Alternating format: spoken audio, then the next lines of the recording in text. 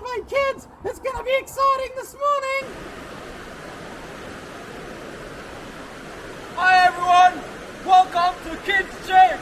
Woo! Oh.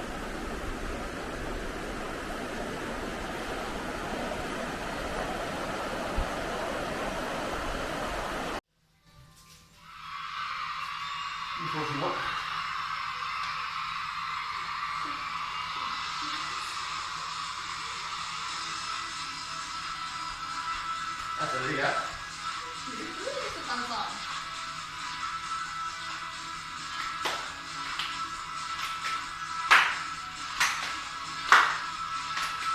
He's the one who makes the sun shine.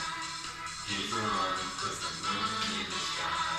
He's the one who hung the stars one by one.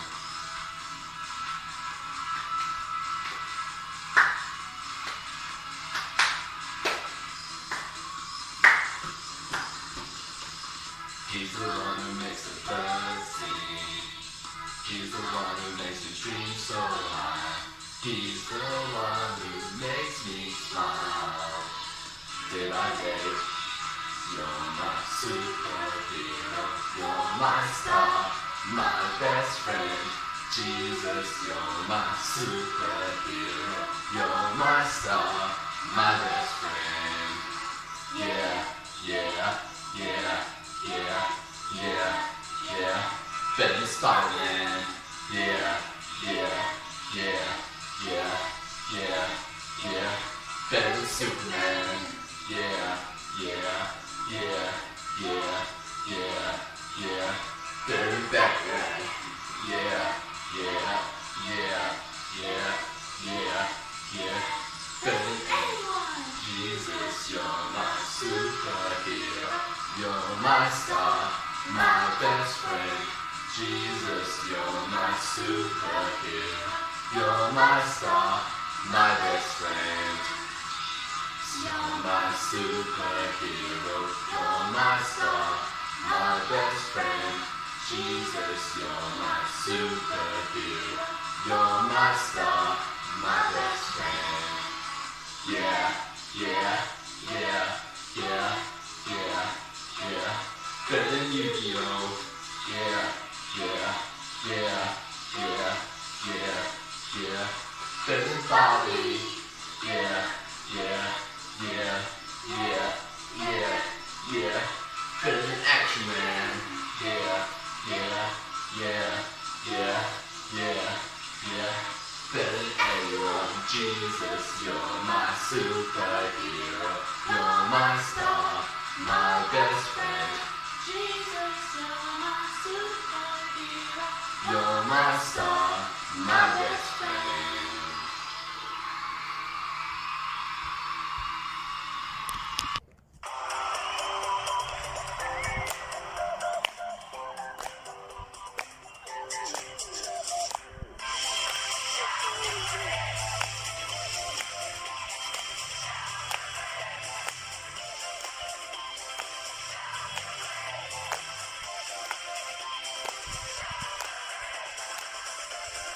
Some say you're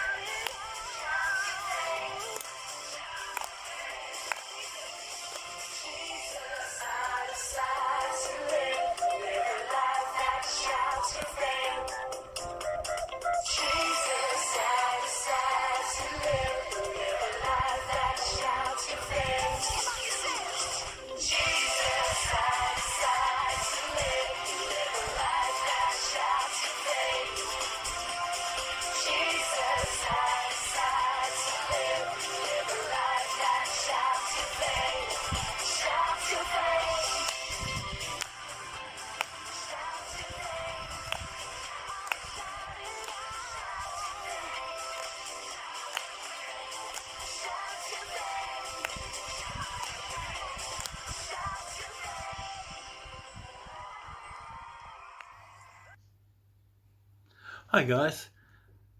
Today we're going to be looking at a hero of the Bible called Gideon. His story can be found in the book of Judges, chapter 6. He was a young guy from a small family who really didn't think much of himself, and yet God was able to use him to win a mighty battle. We now go watch a cartoon to tell you the whole story. God's story. Gideon. So part of God's story is about a man named Gideon, and it begins like this. Israel, God's special family, had turned against the one real God and worshipped idols. They had forgotten how God had loved and cared for them and needed a reminder that He was the one in charge. So God took away the Israelites' farms for 7 long years. Whenever the Israelites planted crops, God would let another nation called the Midianites sweep through and camp on Israel's land, ruining everything that was growing there. But even though his own family had forgotten him, God still loved them deeply. So, at the end of the 7 years, God appeared to a young Israelite named Gideon. God said He was going to free the Israelites with Gideon's help. Gideon, however, wasn't so sure, so he asked God to prove Himself by performing a series of miracles. Gideon said, "If the fleece is wet with dew in the morning but the ground is dry, then I will know that you're going to help me rescue Israel as you promised." That's what happened. Just to be sure, the next night, Gideon asked God to do the opposite, make the fleece dry and make the ground wet. And God did it. Next, He even sent a sign through an angel. Gideon was finally convinced that God was in his corner, so he called together an army to fight against the Midianites.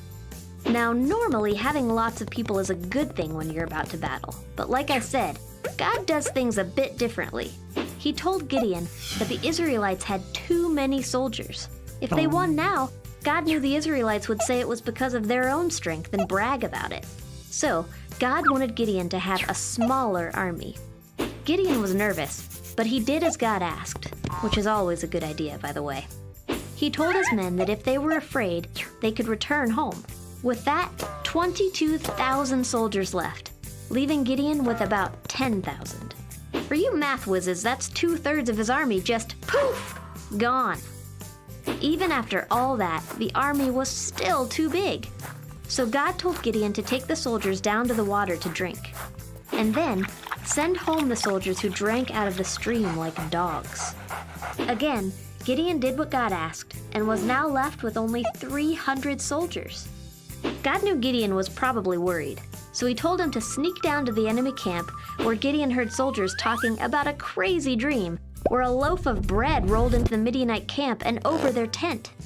One soldier said that could only mean that Gideon would triumph over them. Gideon returned to his own camp, confident that he would win the battle. He divided his men into 3 groups and gave them each a trumpet and a jar with a torch inside. Not usually what you bring to a fight, but God had a plan. Gideon's army reached the edge of the Midianite camp and then went into action. They blew their trumpets, smashed their jars, and shouted, "A sword for the Lord and for Gideon!" And don't forget, they did all of this without a single weapon in their hands. Terrified, the Midianites fled, accidentally attacking each other as they went. In fact, they ran so far from the battlefield that other Israelites were able to capture and defeat the leaders of the Midianites. With the enemy leaders gone and their army running away, God had saved Israel, just like He said He would. And that's the story of Gideon. So, in case you missed it, here's the quick version. Israel turned away from God. God reminded them He was in charge. God said He would save Israel. He would use Gideon. God performed miracles for Gideon. Gideon gathered an army. God made it smaller. Much smaller. Soldiers had a dream. Gideon's army surprised their enemies. The Midianites ran away. God used Gideon to save Israel. And that's a part of God's story.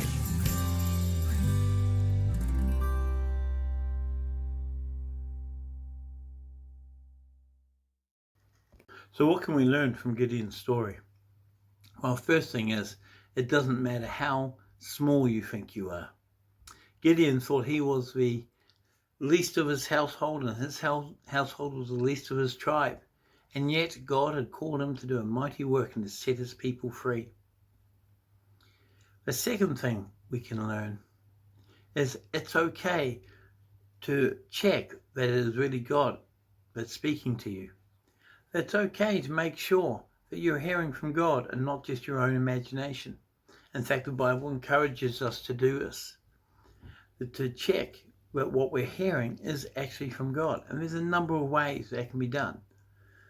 For a start, it will always agree with what God's word has said before. God will never say something that's contrary to what is written in his word. Also, other people around you that you trust will be able to tell you if you're hearing from God or not. The other thing we can learn from Gideon's story is it's not about our strength or our talents or about the things the assets that we think we have. Gideon thought he needed a big army to defeat the Midians. And God had told him, you've got too many. So he reduced the number, and God still said, you've got too many. And when Gideon had the amount that God said, yes, that's okay, I can only imagine that Gideon looked at this and said, it's not okay. There's not enough men. And yet God had it under control. God used Gideon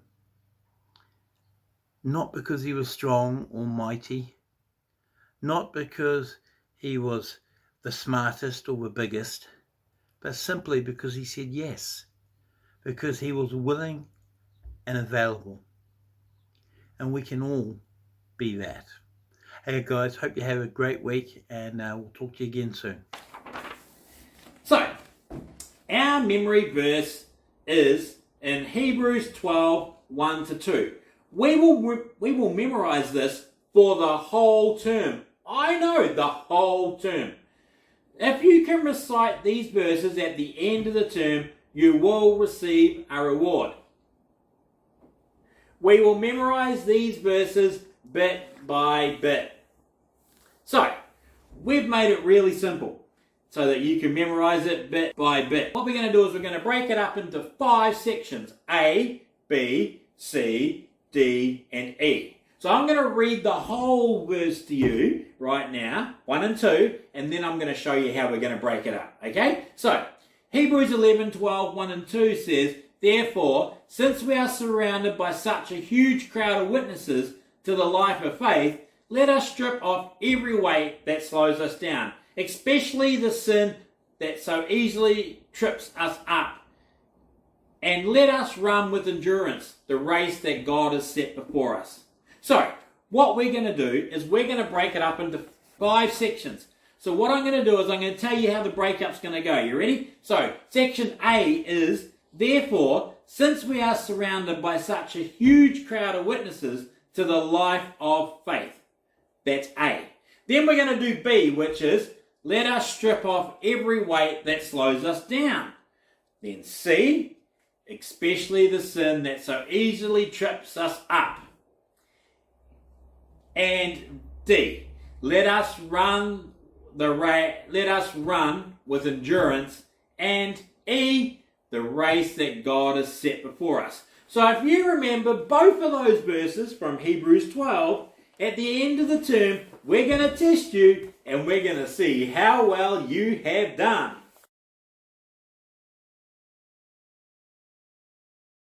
For since we are surrounded by such a huge crowd of witnesses to the life of faith, Hebrews 12, 1a. Cool. Right. So let's play a little game, eh? Right. Therefore, since we are surrounded by such a huge crowd of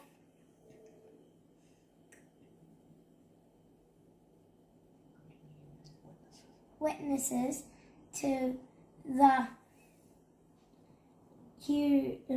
life of faith, Hebrews 12, 1a. Awesome. Hey, at home, why don't you guys join in with us? See if you can put the words in the gaps. Therefore, since we are surrounded by such a huge crowd of witnesses to the life of faith, Hebrews 12:1a.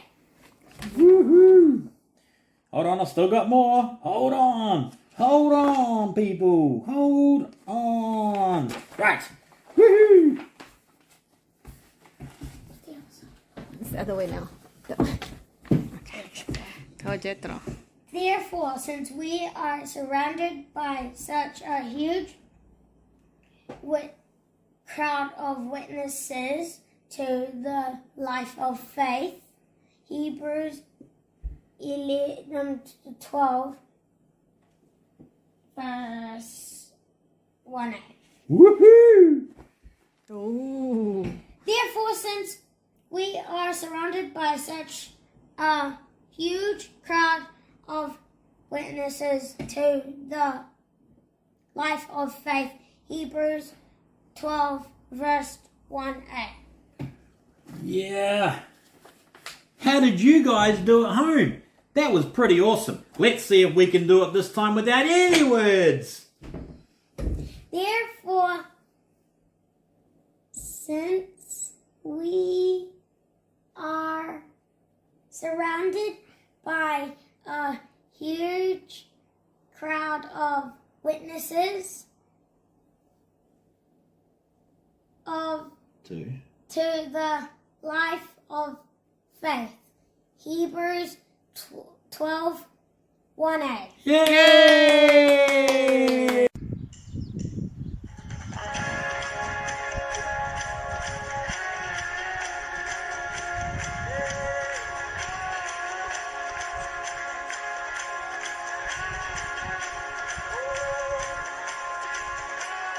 Wandering into the night, wanting a place to hide the spirit soul. This bad of all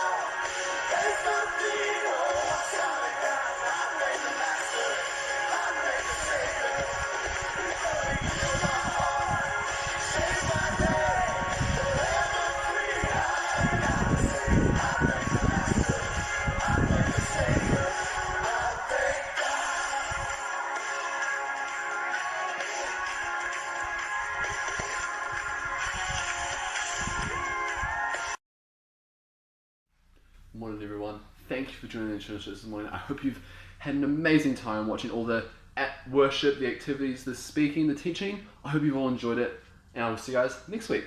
Laters.